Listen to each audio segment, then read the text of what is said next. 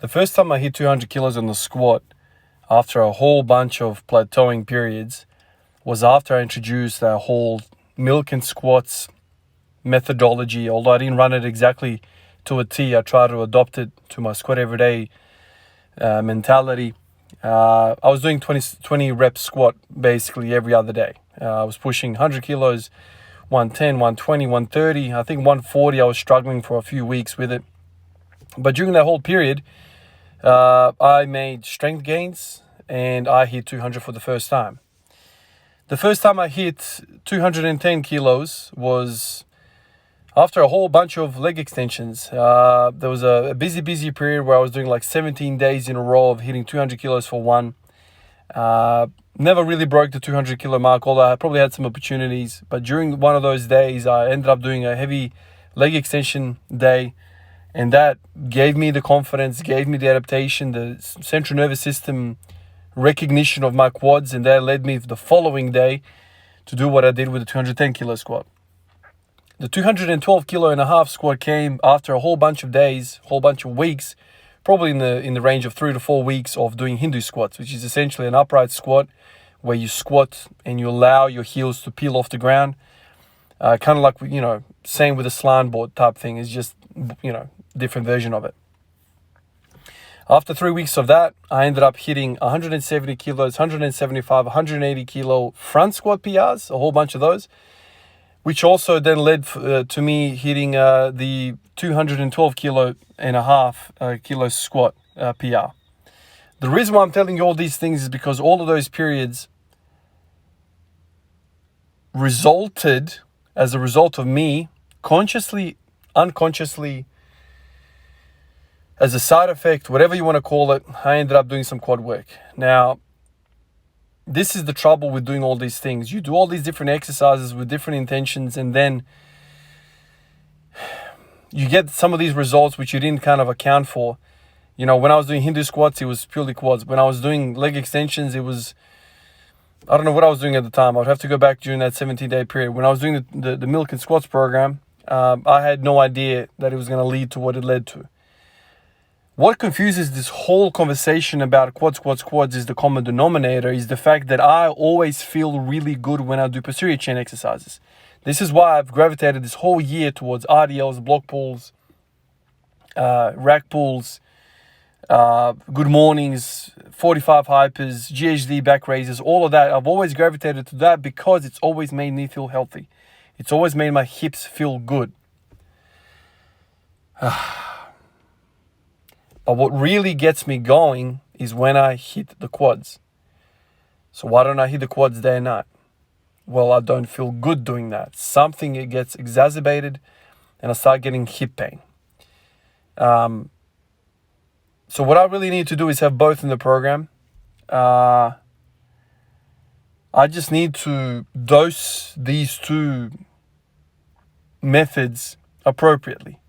Because if I push lots of quads, I get pain. The other thing I didn't mention, probably the most important one, was the pin squats.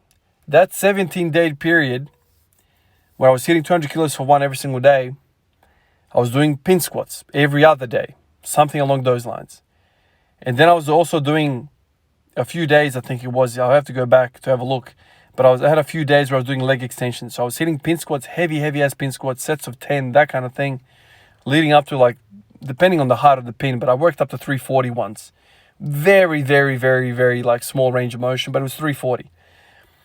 And it always made me feel good. What made me stop pin squats? There's always a story with these things, man. I don't just do this like I mentioned in yesterday's video. I don't just do this because I get bored. Something makes me go in a different direction. With pin squats, I was getting these brutal lower back pumps to a point where I couldn't even bend over to tie my shoes. That was so bad. That's why I let go of that. But pin squats, I didn't mention lunges. I mentioned Hindu squats.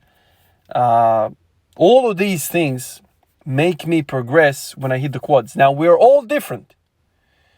This is what I need in my puzzle. You might need a different piece in your puzzle. You got to work it out. Now, this piece that I need is very costly for me for whatever the hell the reason is. Maybe it's the hip structure, maybe it's my bow-leggedness, maybe it's because I stand all day, maybe it's because this, that, the other, who knows. But I really can't tolerate a lot of quad work. My knees have always felt well. All this squatting, 1,000+ days, never had any knee trouble. I've had tight days and I've had clicking knees more so than other days. Never pain, never soreness, never any. It doesn't matter what I do. Big squat or whatever you call it. Any sort of method, I never had any trouble with my knees. Which probably is because I never freaking use my knees to squat. As funny as that sounds. Most of my loading seems to go to the hip, into the back, posterior chain. So today, as you can see here, I've gone something quad orientated. I decided to do these box squats, very, very high box squats. Why very high? Because quads. Quads. This is where quads live, in this upper range of motion, which I don't like to see myself doing. But this is where quads live. When you go below 90 degrees, you're basically tapping into adductors, lower back, lots of core, whatever. I rarely ever feel my quads working unless it's really high reps. That's my quads get involved. But I never feel it. I was feeling it today. This is very, very quad knee heavy training. Decided to do that. Worked up to 180 for 5. Dropped down. I did, I think, 3 or 4 sets of 160. On the bench, touch and go. No, I'm not box squatting like Louis says. I'm purely doing this as a marker of depth and go back up. And the bar path was also pretty good because I was able to go my heels a little bit more without fearing rolling backwards and falling backwards. So the bar path is better. It's more quads. So let's see how this goes. Now, the very next thought is watch out for hip pain. This kind of business always gets me in a hip pain kind of way. Although pin squats never gave me sore hips. Never. They always felt good. Now, I need to be very careful, like I was saying, because if I do this for the next week, I can book in some hip pain. So I need to do something like RDLs, something posterior chain, back raises, 45, something along those lines that's going to keep him happy. I was even thinking about doing like basically standing lateral leg lifts, like, like karate stuff, like whatever. Just kicking my straight leg to the side to maybe work out the medius minimus, TFL, ITB, that kind of area to kind of keep things happy. Thought even about that.